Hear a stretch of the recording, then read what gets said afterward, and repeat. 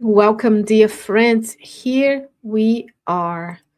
We are together in this morning to learn with Emmanuel in our Learning with Emmanuel series. Today's message is from the book Words of Life Eternal, and this is chapter 34 that Emmanuel titled Let Us Press On. This chapter starts with a Bible quote from Paul's letters to the Philippians, chapter 3, verse 13. This Bible quote says, quote, "Brothers, as for me, I do not consider myself to have taken hold of it. But one thing I do, forgetting the things that are behind and reaching forward to the things that are ahead." Paul, again, in his letter to the Philippians. How many times in the morning we look forward to what will happen and what the good you and I can do versus dwelling on what is behind, what passed, right? Let's see what Emmanuel has to teach us today. Emmanuel's comment starts by saying, quote, "If you immobilize yourself on the road under the pretext of accumulated bitterness or offenses received, remember Paul, the intrepid apostle who, overwhelmed with problems, refused to interrupt the work the master had entrusted to him." So he's giving us an example. Each and every missionary that Jesus sends, that God allows us to have, is showing us the way things are done. So Paul, right? Saul, before he became Paul, did a lot of things that were not ideal, including persecuting the Christians out of the love of the first revelation, the Torah. Remember, Saul was a Pharisee, a doctor of the law. Once Christ came and called him on the road to Damascus, Paul, as his example, he did not interrupt the work. He didn't look back and decided that he wasn't good enough. He looked forward, and every place he went, he had problems. But he refused to interrupt the work he was to do. Read the book Paul and Stephen by the Spirit Emmanuel through the mediumship of Francisco Candido Xavier. So what do we have there? A true apostle who is showing us the way. We will find problems in our lives when we start doing the good, and then it's up to us to persevere, to learn the good things we came here to learn, to develop the spiritual skills, to teach our children the spiritual skills so that we can move forward in a better world that is still under trials and expiations. Now, what is the example of what Paul did that you and I can do? Emmanuel continues, "The providential friend of the Gentiles did not linger, listening to the remorse he carried from his time as an adversary and persecutor of the gospel." So don't dwell on what we did when we were younger and we didn't know better. Do better today with the knowledge that you have. Paul did not lament the friends who disbelieved the renewal he demonstrated.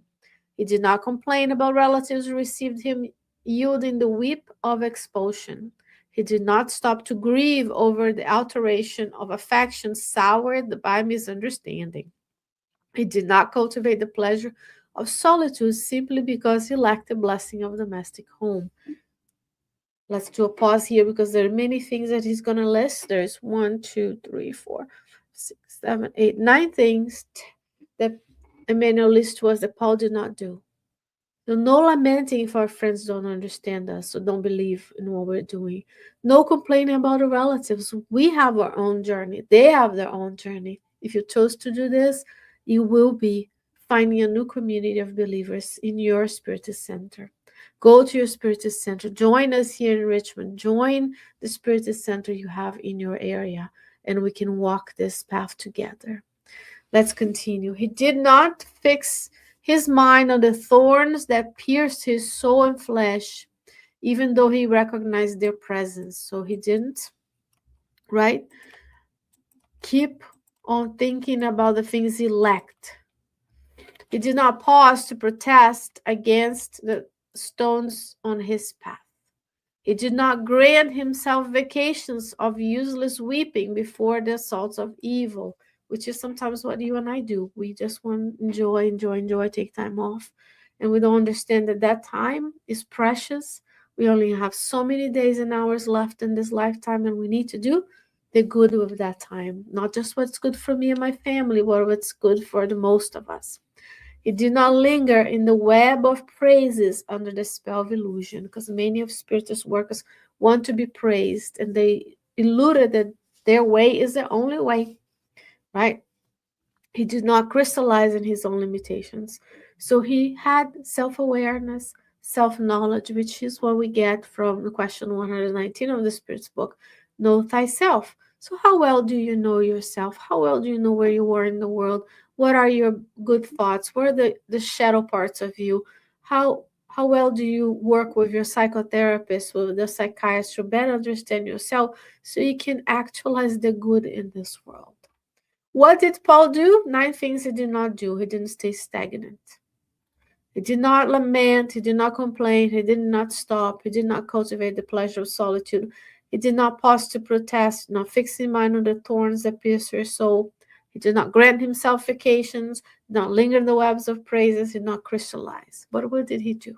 Emmanuel says he moved forward, always towards the goal he was meant to reach. So, what's your goal, friend? Where are you right now in the world? What are the family members around you that came in this lifetime together so we can learn to love a different way, so we can redress our mistakes and grow together? What is the neighborhood you're in? What are the needs of your neighborhood? What are the needs outside of your neighborhood, right? Because what folks who are much less privileged than we are lack, one day will affect us. So reach out. If your neighborhood is wealthy, if your school district has a lot of money, if your kids have more things than they ever dreamed of and they have nothing to lack, go help the ones who don't. Do you have a Spiritist center around you? Go to the Spiritist center. Donate, because we have to pay the bills, the light, the rent, the supplies. Go one step further. Volunteer your time. Be there. Take the courses. Follow the rules, and the Spirit will give us the work to do. Thus, what should we do? We too, indebted or sinful, poor or sick, weak or unskilled, disillusioned or tormented, should do one thing.